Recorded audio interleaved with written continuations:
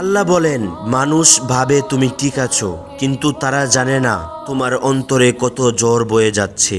তুমি বাহিরে হাসছো, অথচ হৃদয়ে প্রতিদিন ভেঙে পড়ছে। কিন্তু আমি রব তোমার প্রতিদিন নীরব কান্না দেখি এবং শুনি, তোমার প্রতিটা ব্যথা দেখি। তুমি কাউকে না বললেও আমি রব কিন্তু ঠিকই জানি। আমি জানি তুমি কতটা ধৈর্য ধরে এই পথ পার হচ্ছ। তুমি আমার উপর বিশ্বাস রাখো, আমি তোমার কষ্টকে জান্নাতের সিঁড়িতে রূপ দেব। তোমার প্রতিটা অশ্রু আমি আনন্দে বদলে দেব, প্রতিটা আঘাত রহমতে ডেকে দেব। আমি তোমার রব, আমি কখনো তোমাকে একা ছেড়ে যাব না।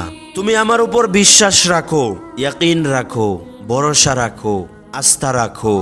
আর ভাবো, তোমার একজন রব আছে, যে রব কখনো মানুষের সাথে বেঈমানি করে না, যে রব কারোর সাথে ধোঁকাবাজি করে না, যে রব কাউকে কষ্ট দেয় না, যে রবের দুশ্মনী সবাই করলেও সে রব তোমার সাথে বাজে ব্যবহার করে না, সে রব তোমাদের উপর জুলুম চাপিয়ে দেয় না, সেই রব তোমাদেরকে আযাব দ্বারা শাস্তি দান করে না।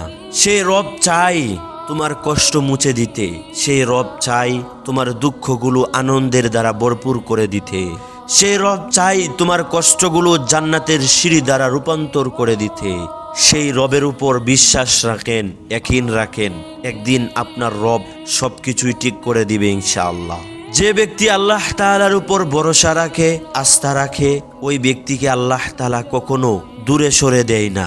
যে ব্যক্তি মুমিন, ওই ব্যক্তি সব সময় চিন্তা করে, আমার একজন রব আছে, যে রব আমাকে আমার জীবনের চেয়েও বেশি ভালোবাসে।